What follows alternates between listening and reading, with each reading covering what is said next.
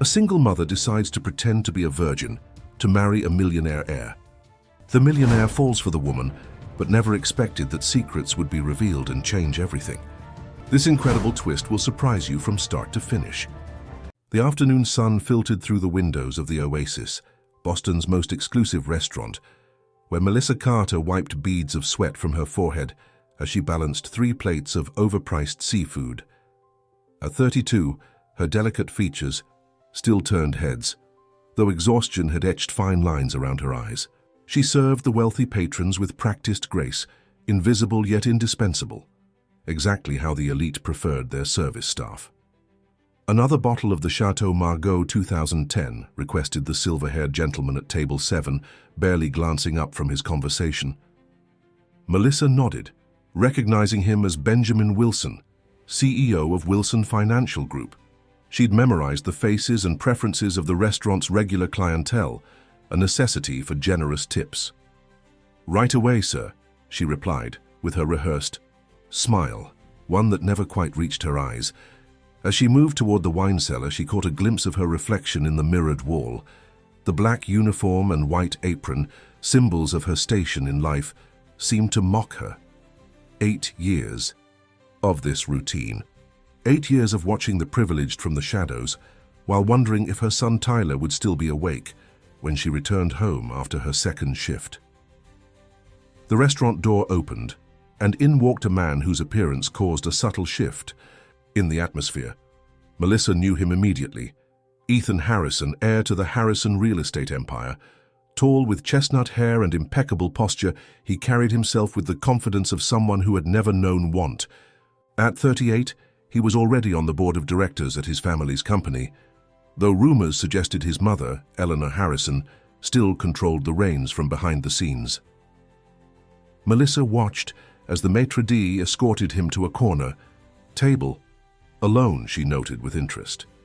Ethan Harrison rarely dined without company. Business associates, family members, or beautiful socialites typically surrounded him. Tonight was an anomaly. "Carter, table 12, her manager whispered sharply, snapping her out of her observation. "Yes, Mr. Walsh," she replied, straightening her posture and heading toward Ethan's table.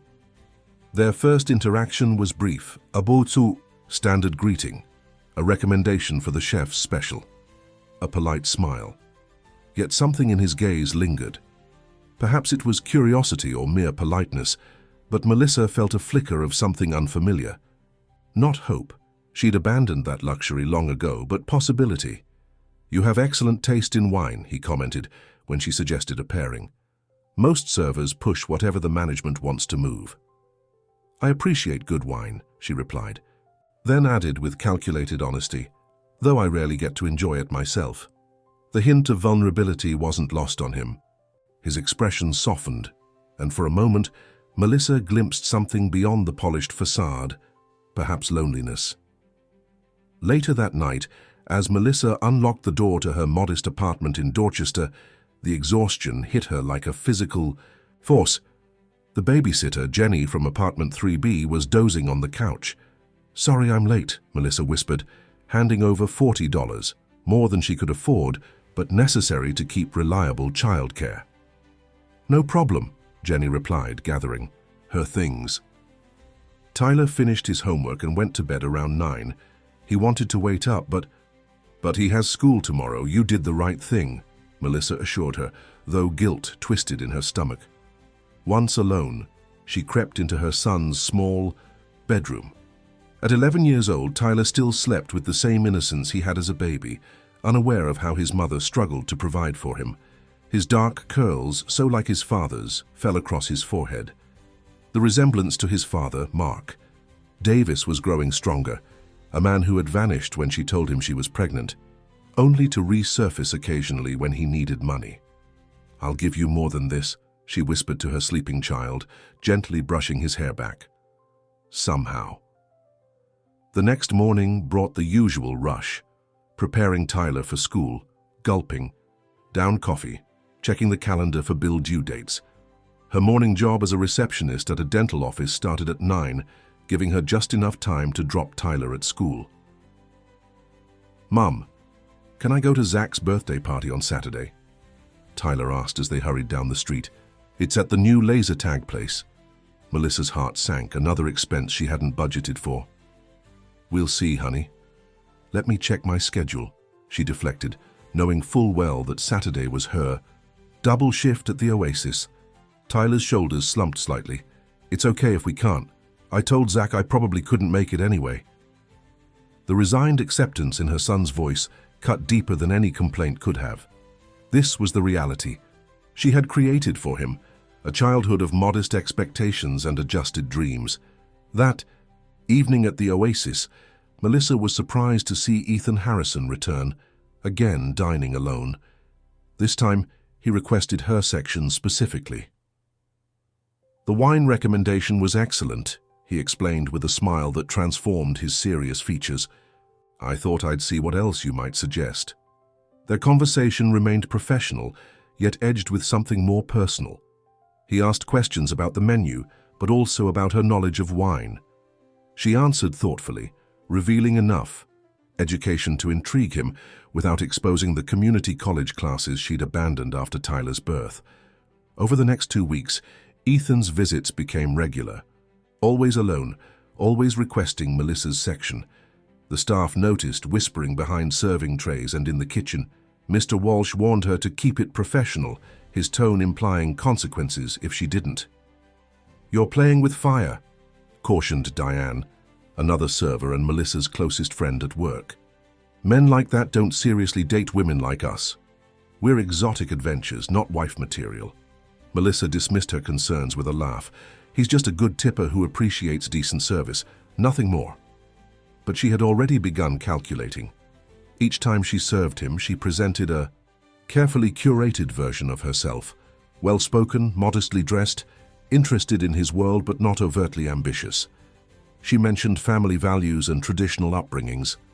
She listened attentively when he spoke about his mother's expectations and the pressure of family legacy. She never mentioned Tyler. The invitation came on a rainy Tuesday. Would you consider having dinner with me? As a guest, not a server, Ethan asked, his confidence momentarily wavering. Melissa feigned surprise and hesitation. I don't know if that would be appropriate, she replied, though she had anticipated this moment for weeks. Just dinner, he assured her. I find you refreshing. She accepted with what she hoped appeared as reluctant flattery. Inside, determination hardened. This was her chance, perhaps her only chance to create the life Tyler deserved. That night, as she prepared for bed, Melissa stared at her reflection in the bathroom mirror. The woman looking back had made a decision that would change everything. She would become whatever Ethan Harrison was searching for. She would fill the void he clearly felt in his privileged but restricted life. And in return, she would secure Tyler's future. It's not really lying, she whispered to herself, if it eventually becomes true. But as she checked on Tyler one last time before sleep, doubt crept in. The innocence in his peaceful face reminded her of what she was risking. If her plan failed, the consequences wouldn't just fall on her. Still, she pushed the doubt away. The world had never offered her fairness or second chances. This time, she would take what she needed rather than waiting for it to be given. She climbed into her bed, mind racing with plans and possibilities. The rain pattered against the window, washing away the day and ushering in a new chapter, one where Melissa Carter would reinvent herself completely, no matter the cost. The Harrison estate in Beacon Hill stood as a monument to old Boston money, 3 stories of pristine colonial architecture surrounded by manicured gardens and protected by wrought iron gates. As Ethan's car approached the circular driveway, Melissa fought to keep her breathing steady. After 3 months of carefully orchestrated dating, tonight marked her first visit to meet Eleanor Harrison. My mother is particular, Ethan said, reaching for her hand. His touch was gentle, reassuring. But she'll love you once she gets to know you. Melissa smoothed the conservative navy dress she'd purchased specifically for this occasion, stretching her credit card to its limit for the designer label. I'm nervous, she admitted, allowing vulnerability to show. Men like Ethan, she'd learned, responded to moments of feminine fragility. Don't be. Just be your wonderful self. He squeezed her hand, the affection in his eyes unmistakable. Guilt flickered briefly as she wondered what herself even meant anymore. The Melissa who served burgers at her weekend diner job to make rent, the exhausted mother who fell asleep checking Tyler's homework, or this new creation, the soft-spoken, virtuous woman who had captivated Ethan Harrison with her apparent purity and old-fashioned values. The front door opened before they reached it, revealing a stern-faced housekeeper who greeted Ethan with practiced deference. "Mr. Harrison, your mother is waiting in the drawing room."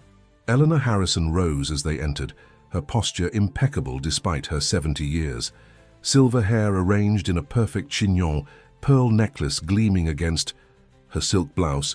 She embodied old-money elegance. Her smile didn't reach her calculating eyes as she extended her hand to Melissa. "So you're the young woman who's captured my son's attention." Her tone made it clear this wasn't necessarily a compliment. "It's an honor to meet you, Mrs. Harrison," Melissa replied, her voice steady despite the intimidation she felt. "Ethan speaks of you with such admiration." Dinner was an elaborate affair served by silent staff in the formal dining room beneath a crystal chandelier. Eleanor dominated the conversation, peppering Melissa with questions about her background. Melissa delivered the carefully constructed version of her life. An only child raised by loving, traditional parents in a small Vermont town, both now deceased. A modest education interrupted when she needed to work. No serious relationships before Ethan, because I was waiting for someone special.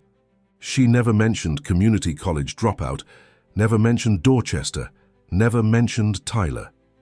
"And what church did your family attend?" Eleanor inquired, cutting her roast beef with precision. "Methodist," Melissa answered promptly, having researched which denomination would best appeal to the Harrison family values. Eleanor nodded approvingly. "A fine tradition. We're Episcopalians, of course, but I've always respected the Methodist commitment to service and modesty." As the evening progressed, Melissa felt Eleanor's scrutiny soften fractionally. She had passed this initial inspection, though she harbored no illusions about having won the woman over completely. Later, as Ethan drove her home, to the address of Diane's apartment building in Cambridge, which Melissa had been using as her fictional residence, he seemed relieved. "You were perfect," he said, leaning over to kiss her at a red light. "Mother rarely approves of anyone on first meeting." Melissa smiled, settling into the passenger seat of his luxury sedan. "I was just being myself." The lie came easier each time.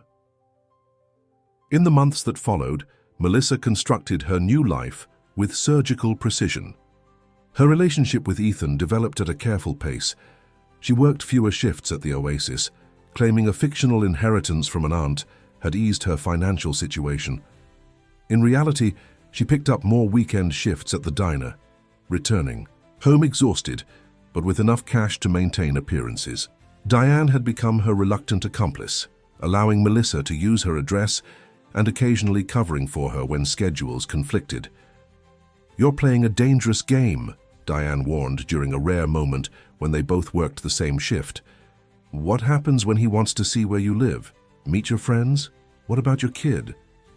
"I'm handling it," Melissa insisted, though the logistics grew more complicated each day. Tyler now spent many evenings with Jenny or at friends' houses while Melissa attended events with Ethan. She justified the absences by bringing home presents purchased with her tips: new sneakers, video games, books he wanted, material compensations for her increasing emotional distance. The greatest challenge came during intimate moments with Ethan. A month into their relationship, as things progressed physically, Melissa executed the most daring part of her plan. She confessed to being a virgin, waiting for marriage due to her religious convictions. Ethan's reaction confirmed everything she had calculated about his character. Far from being disappointed, he seemed awed and even more enamored. "That's incredibly special," he'd whispered, pulling back immediately, "and something to be respected." In that moment, Melissa glimpsed the depth of his indoctrination. Eleanor. Harrison had raised a son who valued female purity above all else, a medieval notion wrapped in modern wealth. It was exactly as she'd suspected, and precisely what she needed to secure her position. 6 months into their relationship, during a weekend trip to Newport, Ethan proposed. The ring, a 5-carat diamond that caught the sunset over the Atlantic, represented everything Melissa had been working toward: security, stability, a future where Tyler would never worry about birthday parties or college tuition. "You've brought light back into my life," Ethan said, as he knelt on the private beach. "You're everything I've been searching for. Kind, honest, traditional. Will you marry me, Melissa?" Kind, honest? The word stung even as she accepted with tears in her eyes. The tears at least were genuine, relief mixed with fear of what lay ahead. Wedding planning consumed the next 3 months. Eleanor took charge, ensuring every detail reflected Harrison dignity and tradition. The guest list included Boston's elite, politicians, even a distant European royal connection. Melissa endured fittings and etiquette lessons, learning which fork to use and how to address a senator. The greatest challenge remained Tyler. As the wedding approached, Melissa made a heart-wrenching decision. She arranged for him to stay with Diane during the 2-week honeymoon, explaining to her son that she had a special work assignment that would mean better opportunities for their future. "But why can't I come with you?" Tyler asked, confusion evident in his young face. "And why do I have to stay with Ms. Diane instead of at home?" "It's complicated, sweetheart," Melissa answered, avoiding his eyes. "Sometimes grown-ups have to make difficult choices. I promise everything will make sense soon. We're going to have a much better life." The night before her wedding, Melissa sat alone in Diane's apartment, having told Ethan she needed time for prayer and reflection before their union. In reality, she needed space to quiet the voices in her head, her own conscience battling with practicality. Her phone vibrated with a text from an unknown number. "Long time no speak. Heard you're moving up in the world. We should talk." Her blood ran cold as she recognized Mark Davis's particular way of writing. Tyler's father, who appeared only when he needed money, somehow knew about her impending marriage. The timing couldn't be worse. She deleted the message without responding, but sleep eluded her that night. For the first time, she fully confronted the house of cards she had built.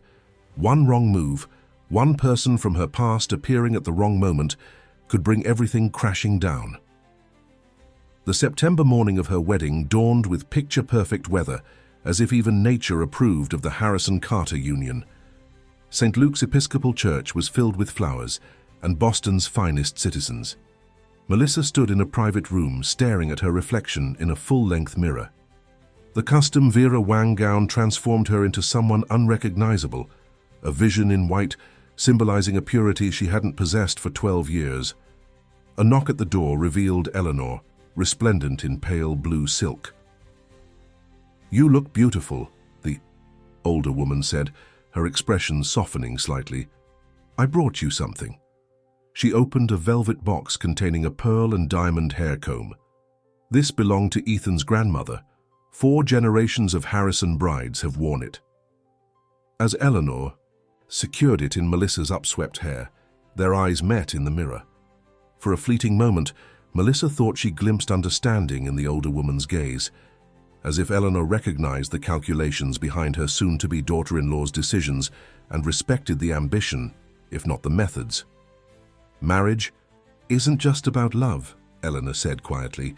"It's about building something lasting. Sometimes that requires adaptations." Before Melissa could decipher her meaning, Eleanor stepped back, resuming her regal bearing. "The cars are ready, it's time." Walking down the aisle toward Ethan, Melissa felt hundreds of eyes upon her. The organ played, sunlight streamed through stained glass, and at the altar waited the future she had engineered. Ethan's expression of adoration was genuine, his eyes filling with tears as she approached. She stepped forward, each footfall bringing her closer to security, but further from truth. Behind her perfectly composed smile lay the knowledge that her happiest day was built entirely on deception, and the terrifying awareness that the higher she climbed, the farther she would fall if discovered. As she took Ethan's hand before the minister, Melissa silently renewed her vow to herself. Nothing would stop her from claiming this new life. Nothing and no one. Not Mark, not her past, not even her own conscience. The stakes were too high now. "I do," she promised, sealing her fate with two simple words that belied the complexity of her true intentions. 4 months into her marriage, Melissa Harrison, the name still felt foreign on official documents, stood in the master bathroom of their Beacon Hill townhouse, staring at another negative pregnancy test. Relief and anxiety battled within her as she disposed of the evidence.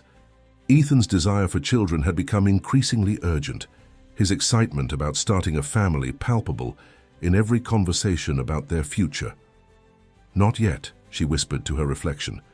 The irony wasn't lost on her. After years of struggling, as a single mother, she now actively prevented the pregnancy her husband desperately wanted. But medical records from a new pregnancy would reveal her previous one, destroying everything she'd built. "Darling," Ethan called from the bedroom, "we'll be late for my mother's charity gala." "Just finishing my makeup," she answered quickly, applying another coat of mascara. Melissa had mastered the art of being Mrs. Harrison, chairing committees, hosting dinner parties, attending board meetings as Ethan's supportive wife. She'd learned which charities were acceptable, which political opinions to express, which women in their social circle genuinely offered friendship, and which ones watched for any misstep. Eleanor had proven surprisingly helpful in this education, seemingly invested in Melissa's successful integration into their world. Yet beneath the older woman's guidance, Melissa sensed calculation. Eleanor's priority remained the Harrison legacy, not her daughter-in-law's happiness. The limousine delivered them to the Fairmont Copley Plaza, where the annual Harrison Foundation Gala supported children's education, a cause that privately tortured Melissa as she thought of her own son, now living in the guest house behind their property, with Diane serving as his nanny. The arrangement had been Melissa's desperate solution after the honeymoon. She couldn't bear sending Tyler to boarding school, as Eleanor had suggested, when Melissa finally revealed his existence, presenting him as her orphaned nephew she'd taken guardianship of. The lie had been accepted, though not without suspicion. "You never mentioned a sister," Eleanor had noted coldly. "It was painful to discuss," Melissa had responded, her practiced grief convincing enough. She wasn't stable. Tyler deserves a chance at a normal life. Ethan, with his inherent kindness, had immediately embraced the idea of providing for the boy. "Of course he'll live with us," he'd insisted. "We're family now." The irony of her husband showing more immediate care for Tyler than his biological father ever had wasn't lost on Melissa. Inside the ballroom, crystal chandeliers cast a golden glow over Boston's elite. Melissa moved confidently among them now, accepting air kisses and making appropriate small talk. Only she knew this confidence was another performance, an elaborate costume she donned each day. "Melissa, darling," called a musical voice that instantly set her teeth on edge. Victoria Blackwell approached, stunning in emerald silk that complemented her auburn hair. A third-generation Radcliffe graduate and daughter of one of Boston's oldest families, Victoria had made no secret of her previous interest in Ethan. "Victoria," Melissa greeted her with a practiced smile, "lovely to see you. And you." "Marriage clearly agrees with you," Victoria replied, her eyes scanning Melissa's figure. Though we'd all expected an announcement by now, Eleanor speaks of nothing but her future grandchildren. The comment, designed to wound, found its mark perfectly. Before Melissa could respond, Victoria continued in a lowered voice, "Of course, Ethan's always been so traditional, a firm believer in purity and all that. His mother's influence, I suppose." Something in Victoria's tone, a hint of knowledge or suspicion, sent a chill through Melissa. Before she could probe further, Ethan appeared at her side, his hand warm against the small of her back. "Victoria, I see you've found my wife," he said pleasantly, though Melissa detected tension in his jaw. "Just catching up," Victoria smiled, reminiscing about old times.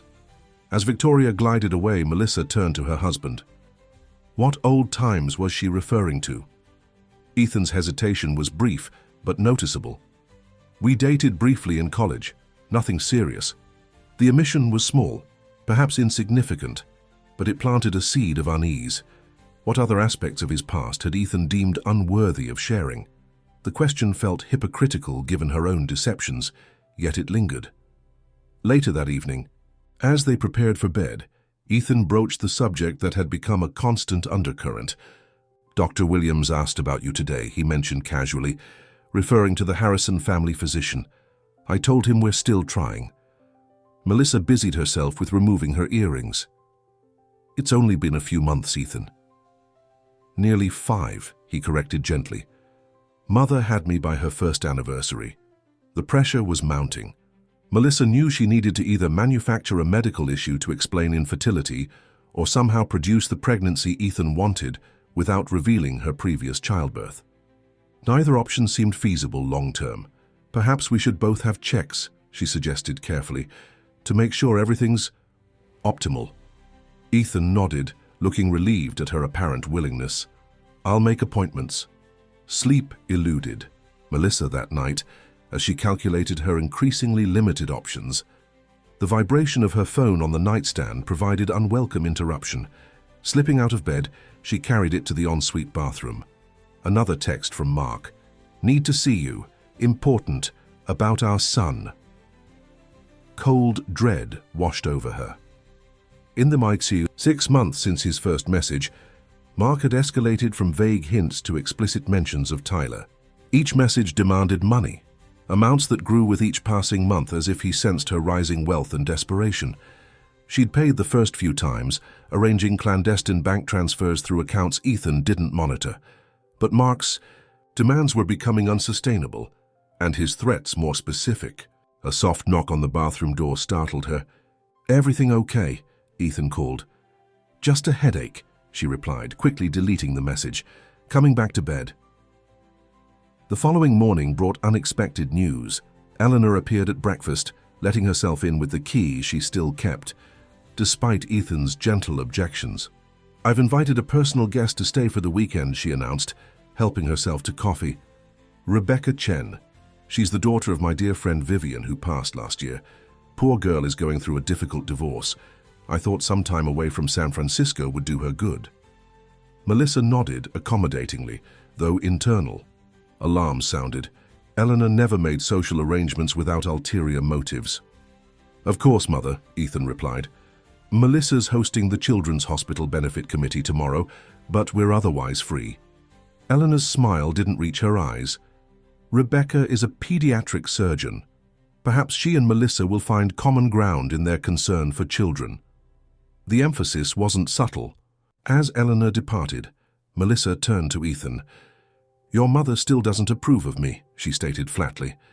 Ethan sighed, running a hand through his hair, a rare gesture of frustration. "She's traditional. Give her time." "It's been nearly a year," Melissa pointed out. "What more does she want?" The unspoken answer hung between them, an heir, a continuation of the Harrison bloodline. The one thing Melissa couldn't provide without exposing her past. Rebecca Chen arrived that evening, brilliant, accomplished, and strikingly beautiful. Over dinner, Melissa watched the easy rapport between Rebecca and Ethan, their shared Harvard experiences and mutual friends creating an intimacy that excluded her. Eleanor observed with barely concealed satisfaction. "Rebecca's family has known ours for generations," Eleanor explained to Melissa. "Her grandfather and Ethan's were roommates at Yale." The implication was clear. Rebecca belonged in their world. Naturally, Melissa was an interloper. After dinner, as Ethan showed Rebecca family photographs in the library, Eleanor cornered Melissa in the kitchen. "I've hired someone to look into your background," she stated without preamble, her voice low but firm. "Call it a mother's intuition, but your story has some inconsistencies." Melissa maintained her composure with effort. "I'm not sure what you mean." "The nephew, for one. His enrollment paperwork at Gresham Academy lists his previous school in Nees-in-Mead, Dorchester, not Vermont. An unusual choice for your sister, wasn't it, to raise her son in such a neighborhood while you lived in Cambridge?" The slip was devastating, a detail Melissa had overlooked when fabricating Tyler's history. She scrambled for plausibility. "My sister's choices weren't always rational. It's painful to discuss." Eleanor's expression remained implacable. Family is everything to us, Melissa. The Harrison name represents 5 generations of integrity. I will not stand by while that legacy is threatened. The threat hung in the air as Eleanor departed, leaving Melissa gripping the marble countertop for support. The walls were closing in. Eleanor's investigation, Mark's escalating demands, Victoria's insinuations, Ethan's desire for children. Each pressure point threatened to shatter her carefully constructed world. That night, after their guests retired, Ethan initiated intimacy with renewed purpose. "I spoke with Rebecca about our situation," he confessed as they lay together afterward. "Medically speaking, I mean." Melissa froze. "You discussed our private matters with a dinner guest?" "She's a doctor and an old friend," he defended. "She suggested timing might be the issue. She's offered to recommend specialists."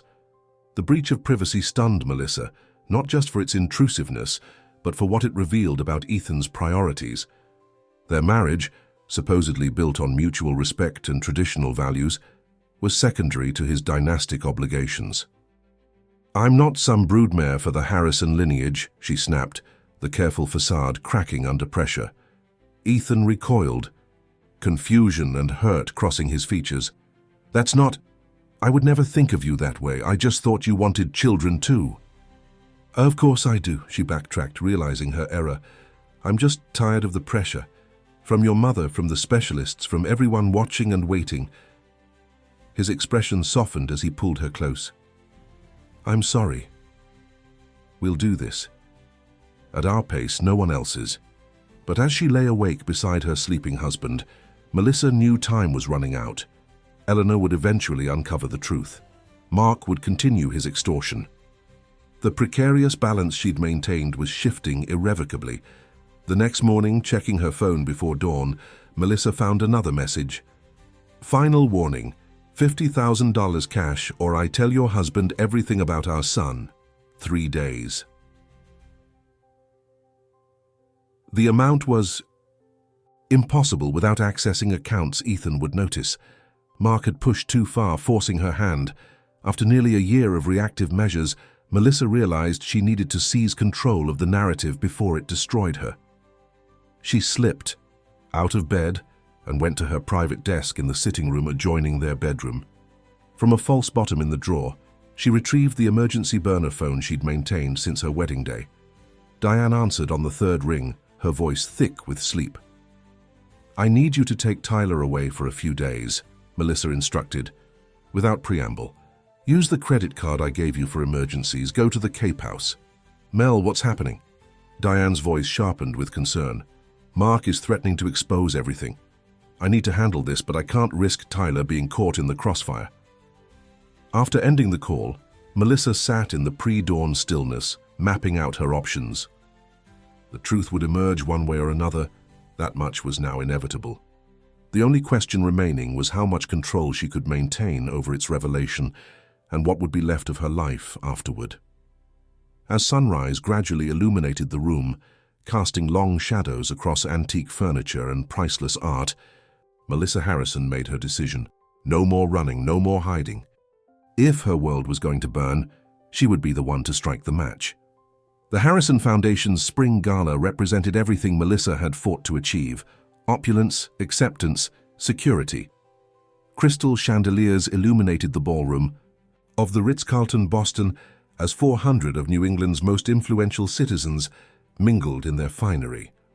As co-chair of the event committee, Melissa stood greeting guests beside Ethan, a vision in sapphire silk and borrowed diamonds. No one observing her poised smile would suspect she had spent the morning vomiting from anxiety, or that the small, clutch purse in her hand contained a burner phone with increasingly threatening messages from Mark Davis. "You've outdone yourself," Eleanor approached, resplendent in black Chanel and the Harrison rubies. "The event is a triumph." The compliment, so rare from her mother-in-law, might once have thrilled Melissa. Tonight it rang hollow. Within 24 hours, Eleanor's prized family name would likely be entangled in scandal. The investigation she'd launched was circling ever closer to Melissa's actual past, and Mark's ultimatum expired at midnight. "Thank you, Eleanor." Melissa replied, maintaining her composure. The children's literacy program means a great deal to me. A flash of something, perhaps genuine approval, crossed Eleanor's features before she moved to greet the governor. You've won her over, Ethan murmured, squeezing Melissa's hand. I knew you would eventually. Melissa offered a tight smile, scanning the room out of habit. Her body tensed as she spotted Victoria Blackwell approaching with determined grace. Ethan, darling. Victoria air-kissed his cheek before turning to Melissa. And the woman who captured Boston's most eligible bachelor. Still no baby announcement. People are beginning to talk. Before Melissa could respond, another voice interrupted, low, male, and horrifyingly familiar. Excuse me, is this the Harrison Foundation event? Mark Davis stood before them, nearly unrecognizable in a rented tuxedo. His dark curls, so like Tyler's, styled with uncharacteristic precision. 12 years older than when they'd last been together, but unmistakably Tyler's father. Melissa's blood ran cold. Yes, she managed, her voice miraculously steady. Are you a donor?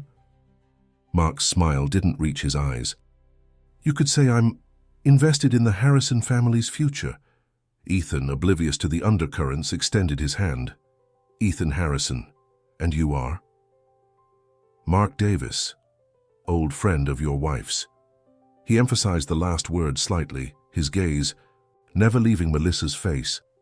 We go way back, don't we, Melissa? School acquaintances, she said quickly. If you'll excuse us, Mark, we need to greet the senator. She steered Ethan away, heart hammering against her ribs. Over her shoulder, she caught Victoria observing the exchange with keen interest. You never mentioned a Mark Davis before, Ethan noted as they crossed the ballroom. There wasn't much to mention, Melissa replied, fighting to keep her voice casual. Different social circles. Ethan accepted this with a nod, his inherent trust both touching and devastating. She'd spent their marriage cultivating that trust, and now it would be weaponized against him. For the next hour, Melissa navigated the gala on autopilot, hyper-aware of Mark's presence as he worked his way through the crowd. She noticed him chatting with Victoria, their heads inclined conspiratorially. When Eleanor joined their conversation, alarm bells screamed in Melissa's mind. I need some air, she whispered to Ethan, slipping toward the terrace doors. The cool spring night enveloped her as she stepped outside, inhaling deeply to steady herself. The Boston skyline glittered beyond the hotel's gardens, indifferent to human dramas unfolding below.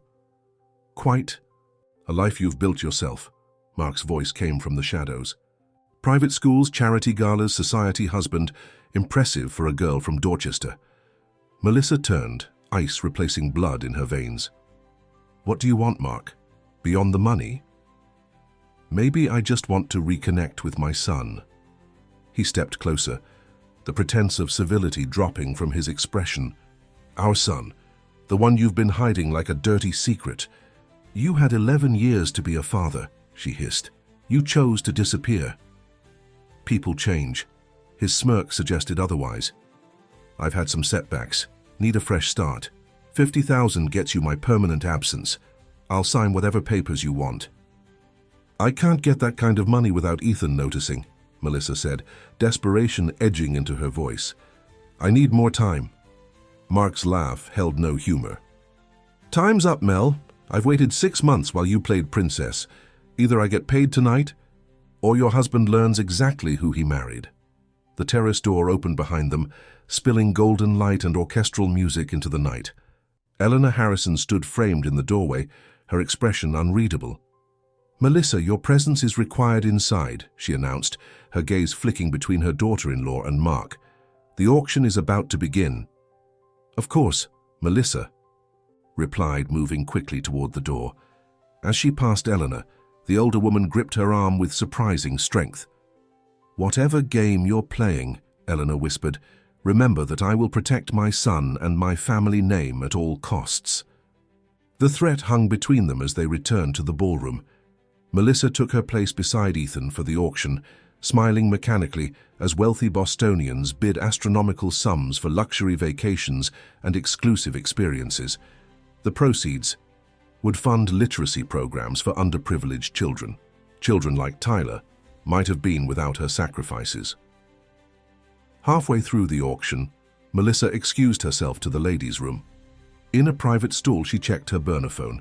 A text from Diane confirmed Tyler's safety at the Cape House.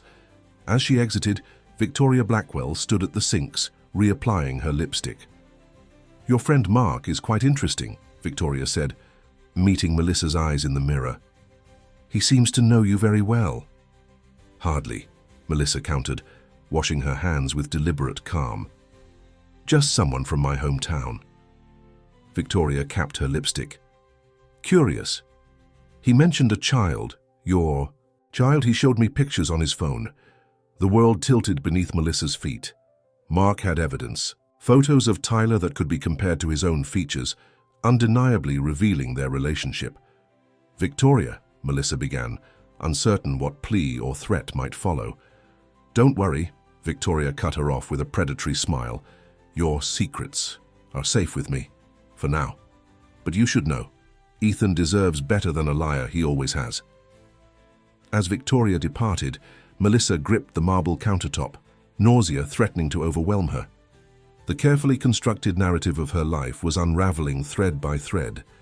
Mark had escalated from extortion to active sabotage, involving Victoria, who clearly harbored her own agenda regarding Ethan. When Melissa returned to the ballroom, she found Ethan deep in conversation with Eleanor and Mark, their expressions grave. As she approached, conversation ceased. "There you are," Ethan said, his voice unnaturally formal. "Mr. Davis was just sharing some fascinating stories about Dorchester." The emphasis on Dorchester rather than Vermont confirmed her worst fears. Mark had begun revealing discrepancies in her background. "How interesting," she managed, her smile brittle, "though I'm sure the governor would appreciate your attention more than old neighborhood tales." "Actually," Eleanor interjected, smoothly, "I've invited Mr. Davis to join us for brunch tomorrow. He has such illuminating perspectives." The implied threat couldn't have been clearer. Eleanor was orchestrating a confrontation, using Mark as her instrument. Victoria appeared at Eleanor's elbow, completion of the unholy trinity aligned against her. The remainder of the gala passed in a blur of anxiety for Melissa. By the time they arrived home, her nerves were frayed beyond endurance. Ethan had been quiet during the drive, lost in thoughts she couldn't, or feared to, access. "Is everything all right?" she ventured as they entered their bedroom. "You've been distant since the auction." Ethan loosened his bow tie, his back to her. "Your friend Mark mentioned knowing your nephew, said they were quite close at one point." Ice flooded Melissa's veins. "Mark tends to exaggerate connections. I wouldn't put much stock in anything he says." Ethan turned, his expression uncharacteristically hard. "He knew details, Melissa, about where Tyler went to school in Dorchester, about his allergies, about a scar on his left knee from a bicycle accident." The specificity of the details confirmed Mark had been monitoring their son for some time, gathering ammunition.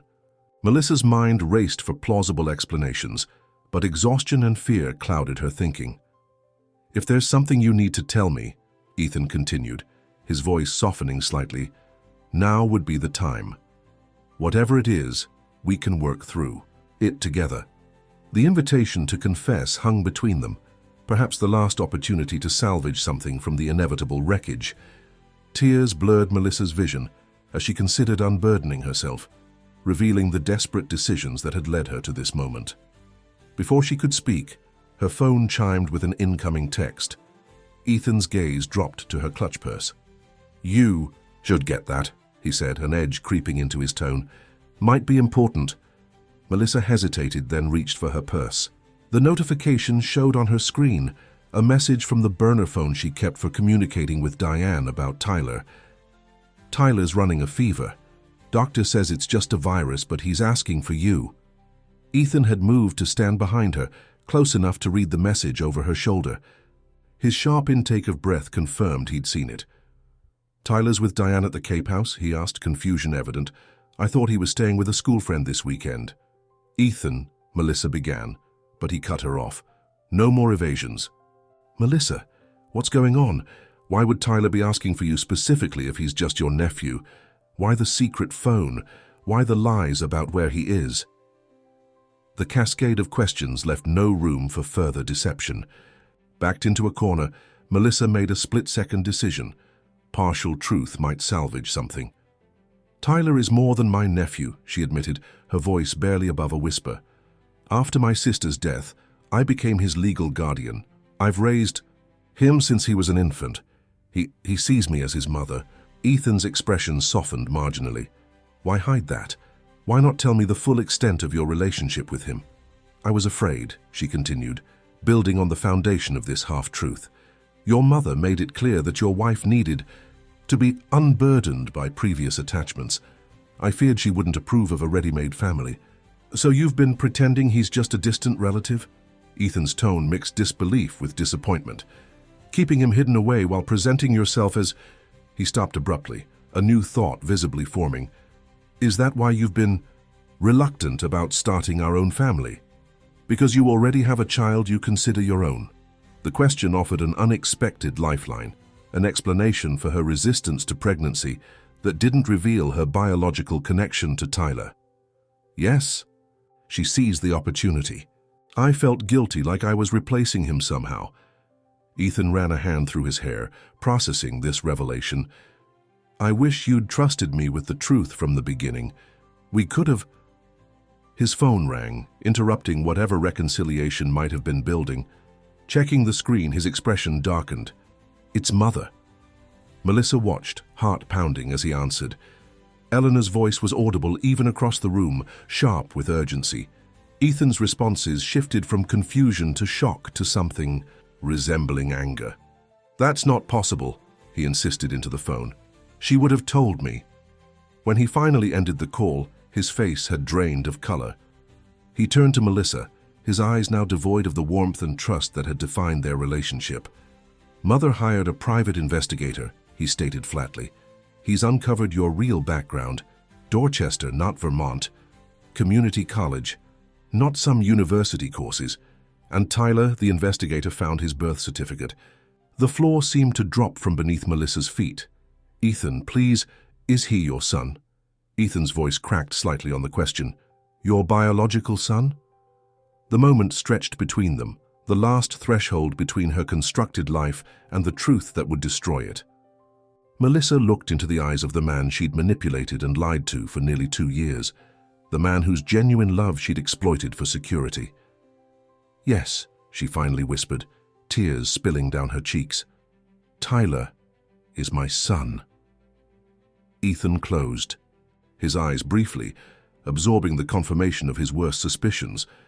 When he opened them again, something fundamental had changed in his gaze. And his father? He asked, though his expression suggested he already knew the answer. Mark Davis, Melissa confirmed, the admission feeling like physical pain. But he abandoned us when I got pregnant. He's never been part of Tyler's life. Until now, Ethan noted bitterly, conveniently resurfacing when there's money to be extracted. He moved to the window, putting physical distance between them as he processed the extent of her deception. Were you ever going to tell me? Or was I just going to be the clueless provider for you and your secret child? The accusation stung, though Melissa recognized its validity. What had begun as survival had evolved into something more complex, not just security but genuine affection for Ethan, complicated by the web of lies she'd spun. I wanted to tell you, she insisted, so many times, but it kept getting harder, and I was afraid of losing everything. Everything, Ethan repeated, turning back to face her. The money, the position, the lifestyle. No, Melissa protested. You, us, what we built together. What we built on lies, he corrected, his voice hardening. Was anything real, Melissa? Anything at all? Before she could answer, the doorbell rang, an intrusion so unexpected at this late hour that they both froze. The housekeeper had long since retired, leaving them to face whatever new crisis awaited. I'll get it, Ethan said finally, his tone suggesting he welcomed any interruption to their devastating conversation. Melissa followed him downstairs, dread mounting with each step. When Ethan opened the front door, the night's surreal nightmare reached its crescendo. Eleanor stood on the doorstep, immaculate despite the late hour. Beside her stood Mark Davis, his expression a mixture of triumph and discomfort. And between them, looking small and confused in pajamas and a hastily donned jacket, stood Tyler. "I believe," Eleanor announced with cold precision, "this young man has something he'd like to say to my son." Tyler's frightened eyes found Melissa's across the threshold. In that moment, the elaborate house of cards she'd constructed over the past 2 years collapsed entirely, burying all hope of salvaging her marriage beneath its ruins. The morning sun cast long shadows across the modest hotel room, where Melissa sat on the edge of the bed, watching Tyler sleep. 3 days had passed since their world imploded on the doorstep of the Harrison townhouse. 3 days of upheaval, accusations, and painful revelations. She reached out to smooth a dark curl from her son's forehead, his face peaceful in sleep despite the trauma of recent events. The confrontation that night had been mercifully brief for Tyler's sake, though devastating in its consequences. Eleanor, with calculating precision, had intercepted Diane and Tyler returning from the Cape after receiving an urgent message from Melissa that turned out to be from Mark. The trap had been sprung perfectly. Ethan had been magnificent in that awful moment, setting aside his own shock and pain to ensure Tyler wasn't traumatized further. He'd calmly invited everyone inside, asked the housekeeper to take Tyler to the kitchen for hot chocolate, and faced the 3 conspirators with quiet dignity. "You've made your point, Mother," he had said to Eleanor, his voice tight with controlled anger. "Now I'll handle this my way." That way had involved securing hotel accommodations for Melissa and Tyler while matters were sorted, rather than the immediate eviction Eleanor had clearly expected. It was a kindness Melissa hadn't deserved but desperately needed, a brief reprieve to plan their next steps. The hotel phone rang, startling her from her reflections. Tyler stirred but didn't wake as she answered. "He's here," the front desk clerk informed her. "Mr. Harrison is waiting in the lobby." Melissa's heart quickened. "Tell him I'll be down in 10 minutes. She dressed quickly in simple jeans and a sweater, clothes that belonged to the real Melissa Carter, not the designer wardrobe of Mrs. Harrison. After leaving a note for Tyler in case he woke, she made her way downstairs. Ethan stood by the lobby fireplace, his tailored appearance at odds with the budget hotel's worn furnishings. The sight of him, still handsome, still the man she'd grown to genuinely care for despite her initial calculations, caused an ache in her chest. "Thank you for coming," she said as she approached. Ethan nodded, his expression carefully neutral. "The papers are ready. My lawyer can meet us this afternoon." The divorce proceedings had moved with astonishing speed, greased by Harrison influence and Melissa's decision not to contest any terms. She would walk away with nothing but personal possessions, no alimony, no settlement. It had seemed a fair penance for her deception. "Before that," Melissa said carefully, "there's something I need to show you." Curiosity flickered across his features as she led him to her rental car. They drove in silence through Boston morning traffic eventually, arriving at a small brick building in Dorchester. "This is where I lived with Tyler before I met you," she explained as they parked. "My old apartment is on the 3rd floor." Ethan followed her inside, up the narrow stairwell that smelled of cooking oil and disinfectant. The contrast with their Beacon Hill townhouse couldn't have been starker. A middle-aged woman was exiting an apartment as they reached the landing. "Melissa?" she exclaimed. "My goodness, it's been ages. How's that beautiful boy of yours?" Well, Mrs. Ramirez, thank you," Melissa replied, acutely aware of Ethan absorbing this interaction, evidence of her real life, her real past. The apartment she'd once called home now belonged to another tenant, but the building's superintendent allowed them to see it briefly between occupancies. Standing in the small living space, Melissa watched Ethan take in the water stains on the ceiling, the ancient radiator, the fire escape that doubled as Tyler's backyard when weather permitted. "This is why," she said softly. "This is where we were headed back to if Mark had followed through on his threats, where Tyler would have grown up without opportunities, without security." Ethan's expression remained unreadable. "So your deception was justified by poverty?" Not justified, she corrected. Explained, maybe. I'm not asking for forgiveness, Ethan. I just want you to understand why I made the choices I did. For Tyler. Always for Tyler. His gaze softened fractionally. I believe that part, at least. Your love for him was never in question. From the apartment, they drove to Gresham Academy, where Tyler had attended school since their marriage. The expensive private institution represented everything Melissa had fought to provide for her son: education, opportunity, a future without limitations. He thrived here, Melissa said, as they sat in the car outside the imposing gates.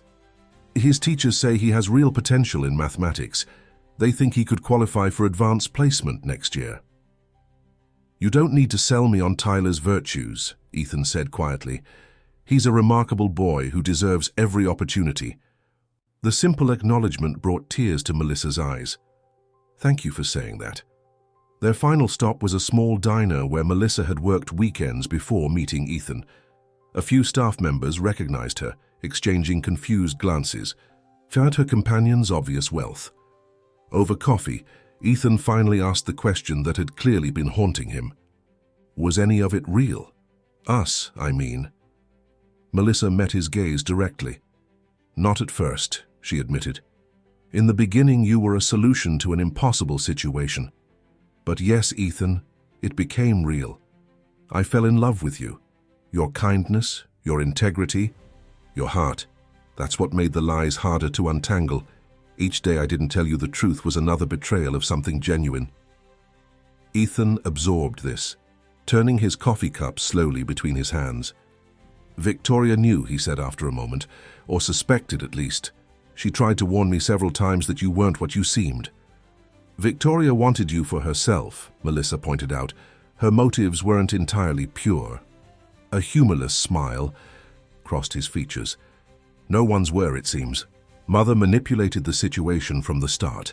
She suspected something was off, but rather than confront it directly, she orchestrated this public humiliation. To protect you, Melissa suggested. To control me, he corrected. There's a difference.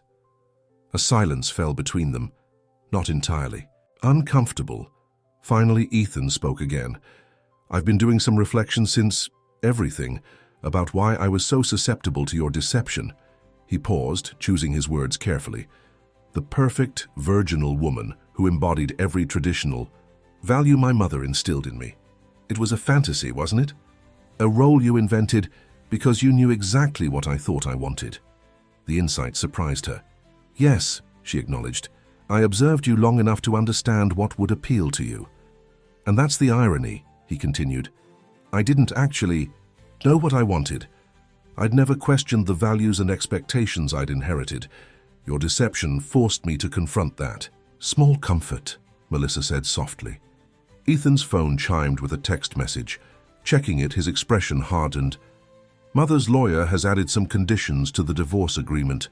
She wants a formal statement from you admitting the deception, plus a comprehensive NDA. Protecting the Harrison name, Melissa noted, unsurprised.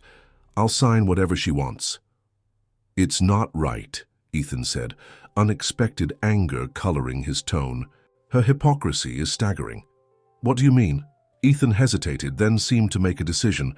After everything exploded, I started investigating Mother's past, looking for answers about why she's so obsessed with appearances and traditional values.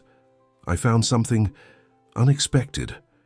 He pulled out his phone, opening a document with a scanned newspaper clipping from 1958. My grandfather didn't marry my grandmother because of a whirlwind romance, as family legend claims. He married her because she was pregnant with my mother. Melissa stared at the wedding announcement, noting the dates. Eleanor was born 7 months after their wedding. Exactly. My grandmother trapped a wealthy man using pregnancy, the very thing Mother accused you of trying to do. Ethan's laugh held no humor. The difference is my grandmother succeeded in her deception. The family maintained the fiction of a premature birth for decades. Have you confronted Eleanor with this? Not yet, he admitted, but I will. Her crusade against you was never about protecting me from a gold digger. It was about protecting her own buried secrets. They sat in silence, absorbing the irony of generational patterns repeating. Finally, Melissa gathered her courage for the question she dreaded most. What happens to Tyler now? Will your family try to prevent him from staying at Gresham? To her surprise, Ethan looked genuinely shocked. Of course not. His education is secured. What do you mean? I've established a trust for him, Ethan explained. It will cover his schooling through college regardless of what happens between us. The generosity stunned her. Ethan, you don't have to... Yes, I do, he interrupted firmly. Tyler is an innocent in all this. He shouldn't suffer for the mistakes of adults around him. Tears welled in Melissa's eyes. Thank you. That's more than I deserve. It's not about what you deserve, Ethan said quietly. It's about what's right. As they prepared to leave the diner, Melissa asked the question that had been hovering unspoken between them. Where do we go from here? Ethan considered carefully before answering. I'm not sure. The divorce will proceed. There's too much broken trust to salvage the marriage as it was. But perhaps in time, we could build something new, something honest. What would Eleanor say about that? Melissa couldn't help asking. A rare, genuine smile crossed Ethan's face. I'm discovering that my mother's opinion matters less to me than it once did. Another unexpected outcome of all this. They parted outside the diner with an awkward formality that belied the intimacy of their conversation. As Melissa watched him walk to his car, she felt something she hadn't experienced in years. Not happiness exactly, but a cautious hope. The elaborate facade she'd constructed had crumbled, but perhaps something more authentic could grow from the ruins. Back at the hotel, she found Tyler awake and anxious. Are we in trouble, Mom? He asked immediately. Is Ethan mad at us? Melissa sat beside him on the bed, pulling him close. Not at you, sweetheart, never at you. Ethan cares about you very much. But we have to leave the house, Tyler persisted. Because of what that man said at the party. He said he was my real dad, but I don't want him to be. The simple declaration broke Melissa's heart.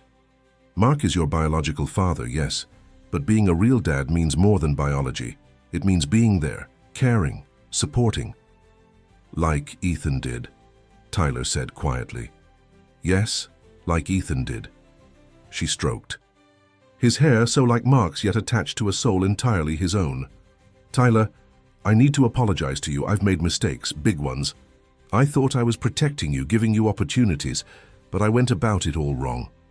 By lying, he said with the direct clarity of children. Yes, by lying. And lies always come back to hurt us, no matter how good our intentions. Tyler considered this with serious eyes. So what happens now? It was the essential question, one Melissa had been grappling with since the night everything shattered. The Hampton Inn was a temporary solution. Without alimony, her savings would cover perhaps 2 months of expenses. She would need to find work, affordable housing, rebuild from scratch. Now we start over, she told him honestly. It won't be easy, but we'll face it together honestly this time. No more secrets. To her surprise, Tyler seemed relieved rather than frightened. Can I still go to my school? Yes, she assured him, grateful for Ethan's generosity. Your education is taken care of. And will we see Ethan again? The question held no easy answer. I don't know, sweetheart. That's complicated. Before she could elaborate, her phone chimed with a text message. Expecting Ethan with details about their meeting with the lawyers, she was surprised to see Diane's name instead. Turn on Channel 5 News, now. Frowning, Melissa reached for the hotel room remote and switched on the television. The headline, scrolling across the bottom of the screen, made her gasp. Harrison Family Scandal CEO. Harold Harrison accused of decades of financial impropriety. The reporter was standing outside Harrison Financial Group headquarters, where federal agents appeared to be executing a search warrant. The camera cut to Harold Harrison, Ethan's father, and Eleanor's husband, being escorted to a car, his face grim beneath a hastily donned hat. Allegations include tax evasion, misappropriation of client funds, and falsifying financial records dating back more than 15 years. the reporter, was saying. Sources close to the investigation suggest the evidence was provided by an insider familiar with the company's operations. Melissa's phone rang. "Ethan, are you seeing this?" he asked without preamble, his voice tight with shock. "Yes, Ethan, I'm so sorry." "It's not what you think," he said, an odd note in his voice. "I knew this was coming. I'm the one who provided the evidence." Melissa nearly dropped the phone. "What? Why would you—" "Because it was right," he said simply. "I discovered discrepancies in the company books months ago. Father asked me to help cover them up. For the family," he said. "After everything that happened with us, with the truth coming out, I couldn't be part of another lie, another facade." "Your mother must be devastated," Melissa murmured, trying to imagine Eleanor Harrison facing such a public disgrace. "She knew," Ethan said flatly. "She's always known.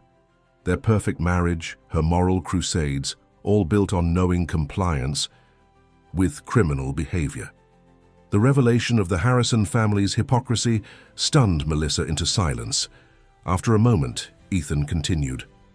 "I'm leaving the company, obviously. Starting fresh. I've accepted a position teaching economics at Northeastern. A dramatic change, but necessary." The transformation implied in this decision, from heir to a tainted fortune to university professor, spoke volumes about Ethan's character, his resilience, his moral compass despite his upbringing. "That's incredible," Melissa said finally. "Brave. It feels right," he said simply. "Listen, can we postpone the lawyer meeting? Things are chaotic right now, and honestly, I need to reconsider the terms in light of recent events." "Of course," she agreed immediately. Tyler was watching her, intently sensing the significance of the conversation, though not understanding its details.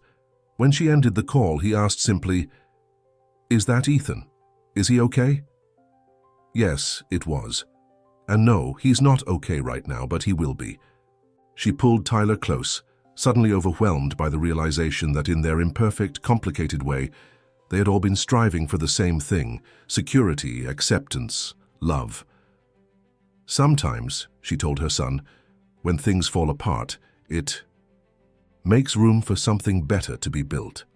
2 weeks later, Melissa stood in the small apartment she'd managed to rent near Tyler's school. It was nothing like the Harrison townhouse, a 2-bedroom walk-up with dated appliances and temperamental plumbing, but it was honest. Paid for with her earnings from a receptionist position at a local medical office, it represented a fresh start. A knock at the door revealed Ethan, looking different in casual clothes without the polished veneer of his former life. "You found it," Melissa said, stepping back to let him enter. "Your directions were good." He glanced around the apartment, taking in the second-hand furniture and the half-unpacked boxes. "It's nice, homie." "It's honest," she corrected gently. "That's what matters now." Tyler emerged from his bedroom, his face lighting up at the sight of their visitor. "Ethan, did you come to see my new room? I've got a window with a fire escape, just like our old apartment." The easy way he included Ethan in his hour spoke volumes about the attachment that had formed despite the circumstances. "I'd love to see it," Ethan replied, allowing himself to be led away by the excited boy. When they returned to the living room, Melissa had set out coffee and store-bought cookies on the small dining table. "I have something for you," Ethan said once they were seated. Tyler occupied with a tablet game. He slid a folder across the table. The revised divorce agreement. Melissa opened it cautiously. Her eyes widened as she read the terms. A modest but significant financial settlement, co-ownership of a small property on Cape Cod, educational funds for both Tyler and Melissa herself if she wished to return to school. "Ethan, this is too much. After what I did, after what we all did," he corrected. "My family's facade of moral superiority. Your desperate measures to secure a better life. Mark's manipulations. None of us can claim perfect righteousness here, but we can choose a better path forward."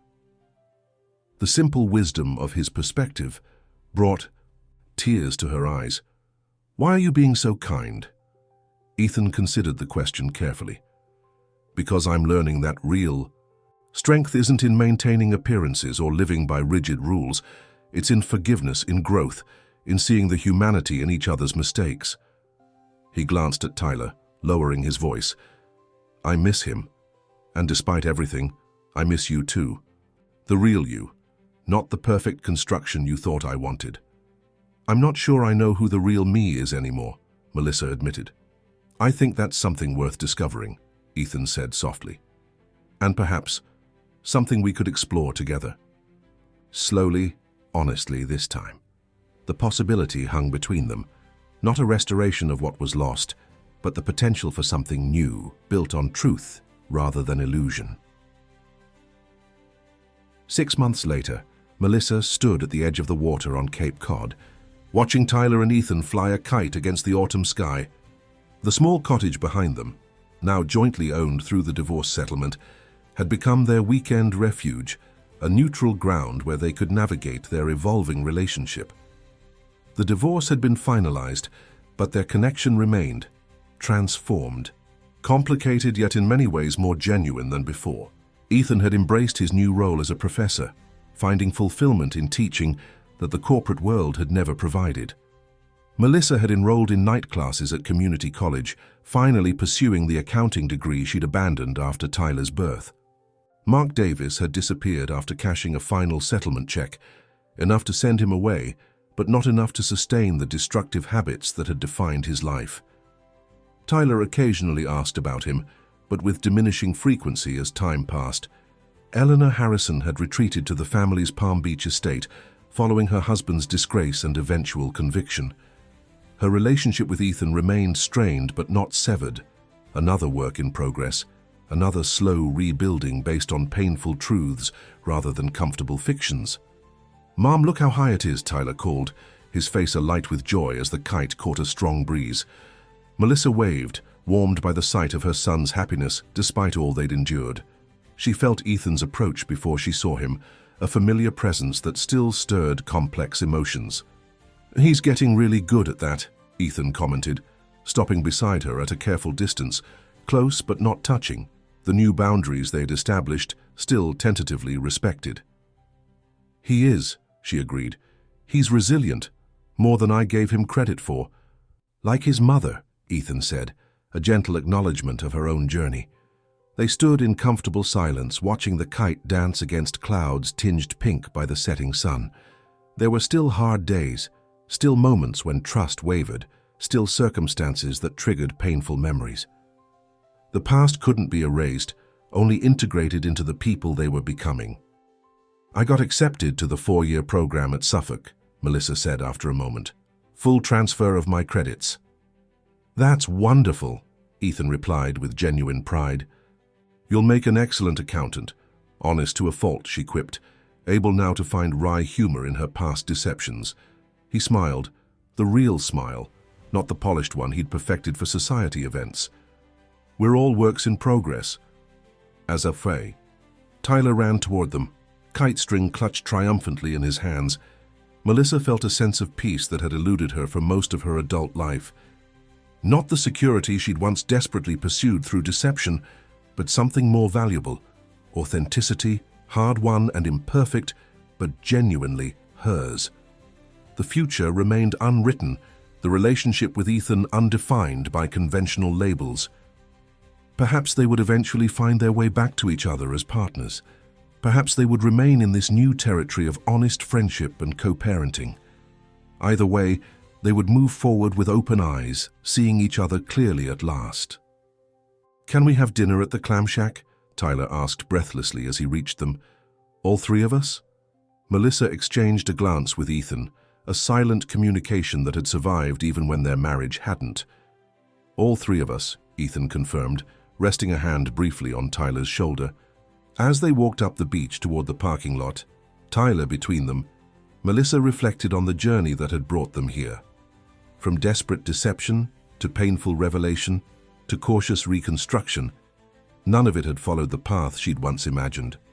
Yet somehow, in losing the perfect facade she'd constructed, she'd found something more valuable, the chance to be seen, flawed and real, and still worthy of connection. Not the fairy tale ending she'd once schemed for, but perhaps something better, a story still unfolding, chapter by chapter, page by page, written now in truth. Film de Historia. Dear listeners, we hope Melissa and Ethan's journey through deception and truth has touched your hearts. Their story reminds us that authentic connections, however difficult to build, are worth more than perfect illusions. For more emotionally powerful stories exploring the complexity of human relationships, we've created a special playlist you'll find by clicking on the left. If this story resonated with you, please subscribe to our channel and give this video a thumbs up. Every day, we bring you unique narratives that delve into life's most challenging moments and the resilience of the human spirit. Join us in the comments to share your thoughts on Melissa's choices and Ethan's forgiveness.